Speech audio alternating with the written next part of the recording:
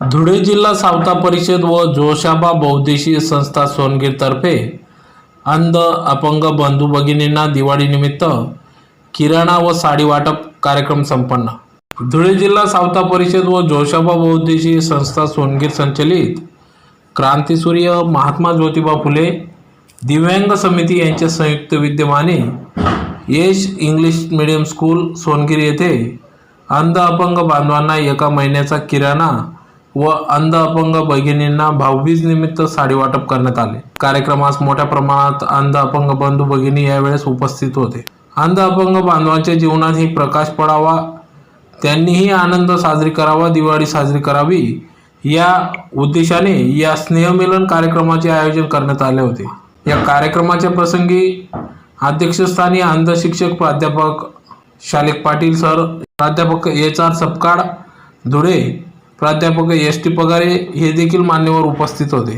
तर प्रमुख पाहुणे म्हणून संजय वेळू खैरनार सावता परिषद खानदेश विभाग संपर्क प्रमुख, रुग्णमित्र दिलीप माडी सावता परिषद धुळे जिल्हाध्यक्ष, युवक जिल्हाध्यक्ष तुषार जाधव, ॲडव्होकेट ज्ञानेश्वर महाजन, डॉक्टर स्वप्नील देवरे, सोनगीरचे BH माडी सर, कैलास बाजीराव माडी, धुळे जिल्हा सावता परिषद कार्याध्यक्ष युवराज भाऊ माडी, सावता परिषद संघटक मंगेश माडी, विनोद माडी, रवींद्र सूर्यवंशी, मंगलदास माडी, पोपट माडी, सतीश बागुल, शिवाजी महाले, मनोज माडी, नंदू माडी, संतोष खैरनार, उमाकांत खलाने, रवींद्र माडी, राकेश माडी, राजेंद्र माडी, संदीप देवरे, जितेंद्र माडी, योगेश जाधव आदी मान्यवर या ठिकाणी उपस्थित होते।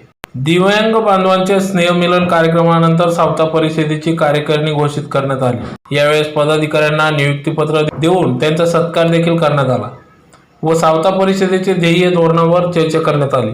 सावता परिषदेच्या वाढीसाठी, त्याचा विस्तार व्हावा यासाठी सर्वांनी जोमाने कार्य करण्याची तयारी यावेळेस दर्शवली आहे। कार्यक्रमाच्या यशस्वीतेसाठी महात्मा ज्योतिबा फुले समितीचे अध्यक्ष तुकाराम धनगर, जितेंद्र पाटील, काशीनाथ गुजर, अशोक भिका माडी, रमेश माडी, नंदलाल बडगुजर, सुरेश माडी, पांडुरंग कोळी आदींनी यावेळेस प्रयत्न केले।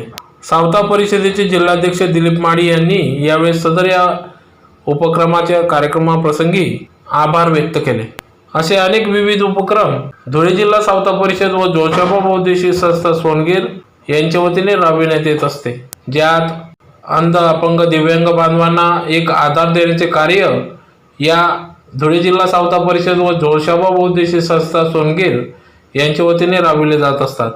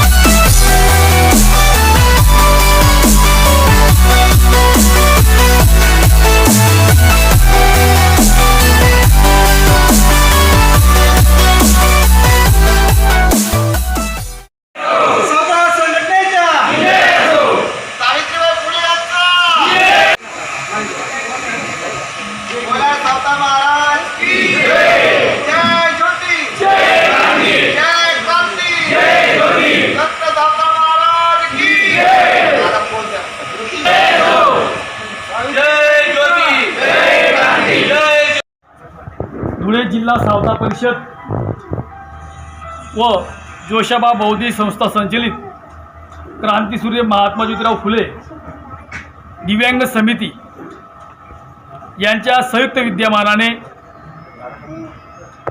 हा दिव्यांग बांधवांचा स्नेह मेळावा आहे। या स्नेह मेळाव्यामध्ये जे आपले दिव्यांग भगिनी आहेत, निराधार आहेत, विधवा आहेत, या भगिनींना भाऊबीज निमित्त या सावता परिषद व क्रांतीसूर्य महात्मा ज्योतिराव फुले समिती दिव्यांग समिती यांच्या मार्फत साडी वाटप आणि दिव्यांग बांधवांना तुम्ही आपण जसं दिवाळी सण साजरा करतो असं त्या बंधूंना सुद्धा त्यांच्या घरात प्रकाश पडायला पाहिजे, उजेड पडायला पाहिजे आणि दिवाळीचा सण साजरा व्हावा या निमित्ताने त्यांना पाणी फुलाची पाकळी म्हणून असा छोटासा किराणा किट, त्यांना 15 ते 20 प्रकारच्या वस्तूंची किराणा किट वाटपचा कार्यक्रम हा धुळे जिल्हा आपला सावता परिषदेने आणि दिव्यांग समिती क्रांतीसूर्य महात्मा ज्योतिराव फुले दिव्यांग समितीने आयोजित केलेला आहे।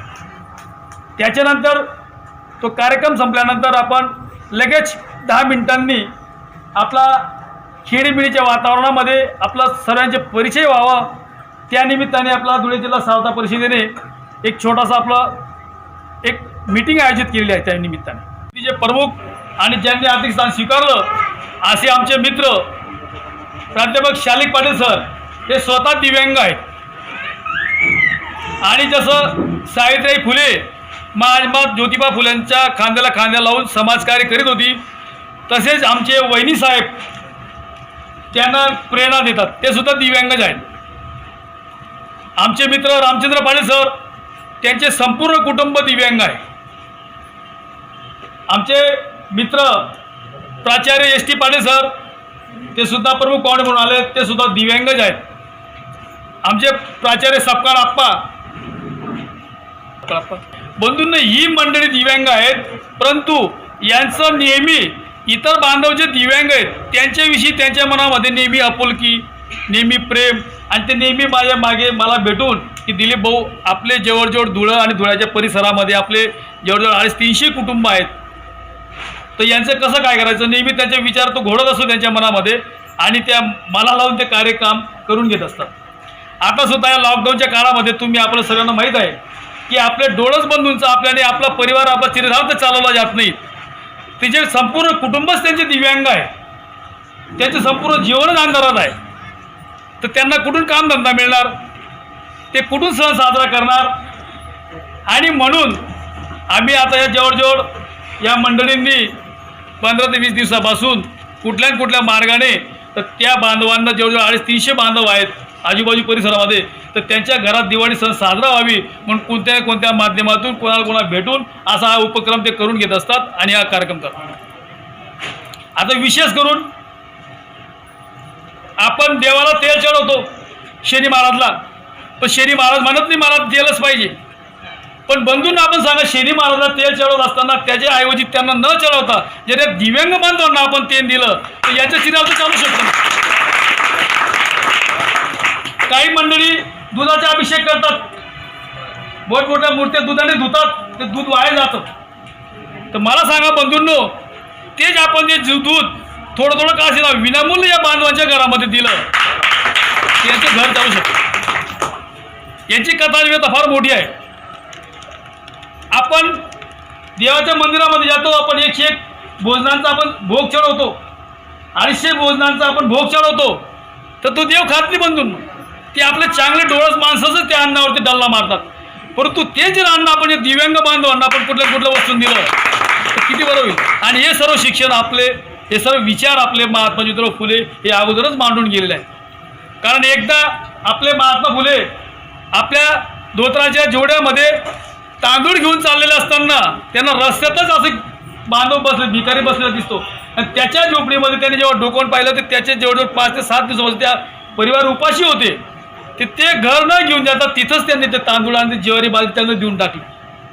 सावित्रीबाईंनी विचारलं आणलं का, ती सूप घेऊनच बसवली दरवाजावर।